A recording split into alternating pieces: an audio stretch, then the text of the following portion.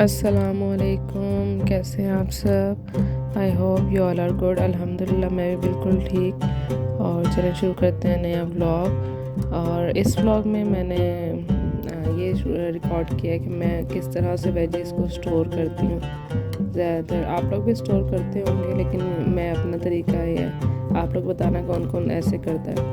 तो ये क्या होता है कि पालक वगैरह ये सब चीज़ें फिर जिस टाइम पकानी हो फिर ला के फिर साफ़ करना मुश्किल हो जाती है। तो मैं क्या करती हूँ, इनको ला के जब ख़त्म हो जाती हैं काट के, मैंने देखा आपने धो लिया, 2-3-4 पानी से धो लेती हूँ। फिर उसके बाद साथ साथ थोड़ा थोड़ा बैच धोती रहती हूँ और साथ साथ डालती रहती हूँ, तो वो जो है कि नीचे उतर आता है। मैं इसमें फिर एक्स्ट्रा पानी नहीं डालती, कुछ लोग इसमें पानी डाल के उतारते भी हैं, तो मैं नहीं उस तरह करती। मैं सिर्फ जिस पानी में वॉश की होती है वही जो पालक के अंदर होता है उसी से वो ये कि बॉयल हो जाती है। तो फिर ये होता है कि मैंने फिर पहले डालती गई, तो अब देखें पानी कितना उसके अंदर आ गया, जबकि मैंने पानी नहीं डाला इसके अंदर, पालक का अपना ही पानी था, तो वो उसी में गल जाता है। तो फिर उसके बाद जब गल जाता तो फिर मैं इसको बंद कर देती हूँ चूल्हे को, और जब ठंडा हो जाता है फिर इसको 1 या 2 ग्राइंड, ज़्यादा नहीं चलाना, 1 या 2 ग्राइंड चला के देखें कितनी अच्छी हो गई है। तो अब इसको मैं जो है बॉक्स में डाल के स्टोर कर लूँगी और फिर जिस दिन बनानी होगी उस दिन निकाल के मसाला भून के डाल लेते हैं, फिर उस दिन काम आसान हो जाता है। और फिर जिस दिन मैं ये वेजीज़ का काम, स्टोरेज का काम करती हूँ, उस दिन खाने पकाने वाला काम या तो नहीं होता या फिर कम होता है, फिर करती हूँ, क्योंकि इसमें भी इतनी थकावट हो जाती है, थोड़ा थोड़ा करते करते भी ना बहुत हो जाता है। 1-2 2-3 सब्ज़ियाँ एक साथ बनाओ, फिर धो, फिर काटो, फिर रखो, तो काफ़ी टाइम लग जाता है इसमें। तो फिर मैं इस तरह से कर लेती हूँ, फिर यह कि काम आसान हो जाता है। और फिर दूसरा ये था कि फलियाँ भी रखी हुई थी, फलियाँ भी मंगवाई थी, और उनको भी फिर क्लीन करना था। क्लीन करके और पहले मैं इनके उतार लेती हूँ, फिर उसके बाद अच्छी तरह वॉश करके फिर मैं इसको काट के, जिस साइज़ की मुझे काटनी, काट के मैं पैकेट बना के स्टोर कर लेती हूँ। फिर बाद में मैं दोबारा वॉश नहीं करती जब डीफ्रॉस्ट करती हूँ। तो इस तरह से मैंने काट के धो के रख ली थी, और अब मुझे जिस साइज़ की मुझे चाहिए मैं काट लूँगी। और फिर जितने भी हिसाब से पैकेट, मतलब कम ज़्यादा के हिसाब, मैं वैसे पैकेट छोटे ही बनाती हूँ, अगर ज़्यादा चाहिए हो तो दूसरा पैकेट निकल जाता है। देखिए मैंने सब काट लिए। अगर ज़्यादा पैकेट बना लो एक, तो फिर वो क्या होता है कि जब निकालना होता है फिर उसको खुलेगा, फिर अपना आधा करोगे फिर डालोगे, तो इसलिए फिर ये होता है कि जितना पैकेट चाहिए छोटे ही बना लो, कम ज़्यादा चाहिए होंगे तो 2 निकल जाएंगे। खैर अपना अपना आप लोगों का भी स्टाइल होगा, मेरा मैं इस तरह करती हूँ। उसके बाद ये पुदीना आया रखा था, तो इसको भी मैंने पहले धो के रख लिया था, पुदीना और धनिया दोनों ही। तो पहले धो के रख दिया था इनको, जब तक मैंने वो काम कर लिया, थोड़ा सा ये पानी इसमें से निकल गया था, बहुत मिट्टी होती है इनमें भी। खैर वो पुदीना फिर मैंने उसको तोड़ के रख लेती हूँ। फिर क्या करती हूँ कि अगर चटनी बनानी हो तो चटनी बना लेती हूँ, नहीं मुझे अभी नहीं बनानी थी तो उसको मैं ड्राई करके बॉक्स में रख लेती हूँ, बाहर ही, फ्रिज में नहीं। उससे क्या होता है कि जब भी आपको यूज़ करना है बिरयानी में या पुलाव में, तो वो आसानी से यूज़ हो जाता है, तो फिर वो ख़राब भी नहीं होता, काफ़ी टाइम निकल जाता है। तो मैं इसी तरह उसको फिर कर लेती हूँ। फिर ये धनिया था, धनिया को मैंने धो के रखा हुआ था, इसको भी अब मैं काट के रख दूँगी। जब ये अच्छी तरह खुश्क हो जाएगा, मतलब बिल्कुल भी अंदर से गीला नहीं रहेगा ना, तो फिर मैं इसको स्टोर करती हूँ। फिर इससे ये होता है कि जब तक आपका धनिया होगा ख़राब नहीं होता। तो फिर इस तरह ये है कि 1 दिन लगता है सब्ज़ियाँ बनाने में, फिर ये है कि आसानी हो जाती है, फिर बस निकालो और डालो। तो देखें मैंने इस तरह से टिशू नीचे लगा देती हूँ, टिशू नीचे लगा के ऊपर धनिया सारा डाल के, ऊपर से भी एक टिशू की लेयर लगा के, और इस बॉक्स में रख देना। तो फिर ये है कि आराम से काफ़ी टाइम गुजर जाए, तब तक ख़त्म नहीं होता। तो इस तरह से मैं सब्ज़ियाँ स्टोर करती हूँ। आप लोग बताना आप लोग किस तरह स्टोर करते हो। करेले भी मैं इसी तरह ही करती हूँ, लेकिन आज मुझे करेले चाहिए नहीं थे, ये सब चाहिए था। चलें आ जाते हैं रेसिपी की तरफ। मैं बना रही थी चारों दालें मिक्स करके, इसमें मैंने चने की, माश की और मूंग मसूर की दाल डाली है। 1 कप मैंने चने की और माश की मिक्स करके डाल दी थी, और 1 कप से थोड़ा सा कम थी ये मूंग और मसूर की मैंने मिक्स करके रखी हुई होती है ना, तो ये दोनों भी मैंने डाल ली थी। अब इसको मैं अच्छी तरह से धो के ना, क्योंकि इसमें चने की और माश की दाल है, ज़्यादा उसको सोख होने में टाइम लगता है। मूंग मसूर का तो कोई मसला नहीं है, सीधा आप हंडिया में डाल लो तो पक जाती है।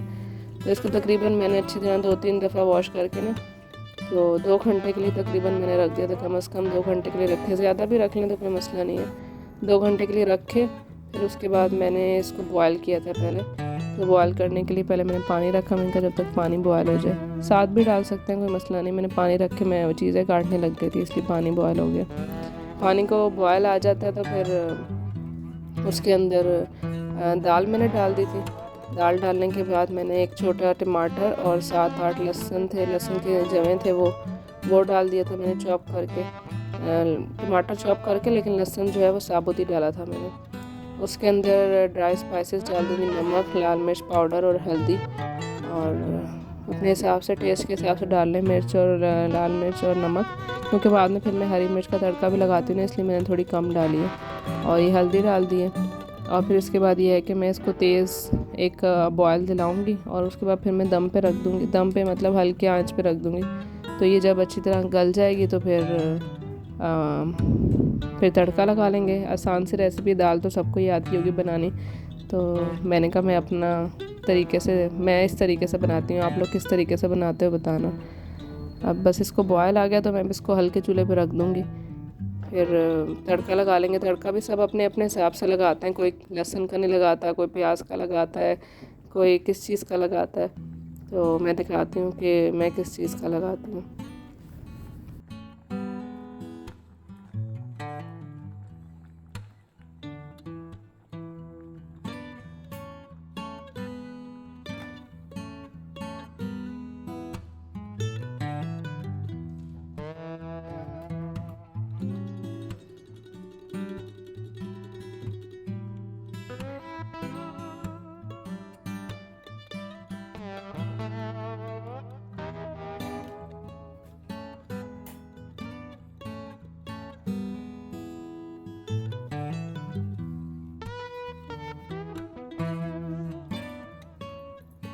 मैंने जो है वो आधा बटर, मतलब 2 टेबलस्पून बटर डाल दिया था, और हाफ़ कप से भी कम ऑयल होगा।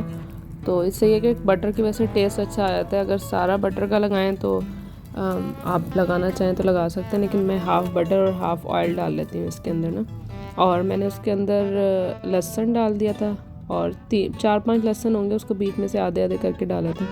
और प्याज डाल लिया था। जब प्याज और लहसुन ब्राउन हो गए अच्छी तरह, तो फिर मैंने इसमें से ज़ीरा और कड़ी पत्ता, देखें कड़ी पत्ता ही मैं इस तरह स्टोर करके रखती हूँ। फ्रेश तो ज़ाहिर है यहाँ नहीं मिलता, पाकिस्तान में तो आराम से मिल जाता है, यहाँ नहीं मिलता, तो स्टोर करके रखना पड़ता है। अभी मैं उसके अंदर वो डाल दिया था। अब मैं इसके अंदर हरी मिर्चें जो है ना वो छोटी वाली, वो तकरीबन 7-8 होंगी, मैंने वो भी चॉप करके रखी हुई थी, वो भी इसके अंदर डाल दी हैं। और फिर इसका तड़का मैं लगा दूँगी, धनिया डाल दूँगी, और दाल हमारी रेडी हो जाएगी। और बहुत मज़े की दाल बनी थी। आप लोग भी ट्राई करना रेसिपी, और फिर मुझे बताना आप लोगों की कैसे बनी थी। और इतना मुश्किल भी नहीं है दाल बनाना, हर किसी को ही आता है, लेकिन ये है कि सबका थोड़ा थोड़ा स्टाइल डिफरेंट होता है, फिर उससे ये टेस्ट थोड़ा थोड़ा चेंज हो जाता है सबका। इसलिए बस अब ये है कि मैंने ढक दिया था थोड़ी देर के लिए। अब मैं इसमें धनिया डाल दूँगी, खूब सारा सा। धनिया से तो बहुत अच्छा लगता है दाल का लुक ना। इसके अंदर बस धनिया डाल के और दाल रेडी हो जाएगी। अगर आपने चावल वगैरह के साथ खानी है तो फिर आप थोड़ी पतली कर सकते हैं, अगर नहीं तो फिर इतना ठीक है। वैसे क्योंकि चावल के साथ खानी हो तो थिक इतनी अच्छी नहीं लगती, तो हमने खैर रोटी के साथ खानी थी, इसलिए अब ये मोटी मिर्चें मैंने 2 डाल दी थी, खाने में अच्छी लगती हैं। तो बस यही आज का मेरा ब्लॉग था छोटा सा। तो आपको पसंद आए तो लाइक करेगा, शेयर करें अपने फ्रेंड्स एंड फैमिली के साथ, और सब्सक्राइब करें मेरे चैनल को, और अपनी दुआ में याद रखें। अल्लाह हाफ़िज़, अपना ख्याल रखें।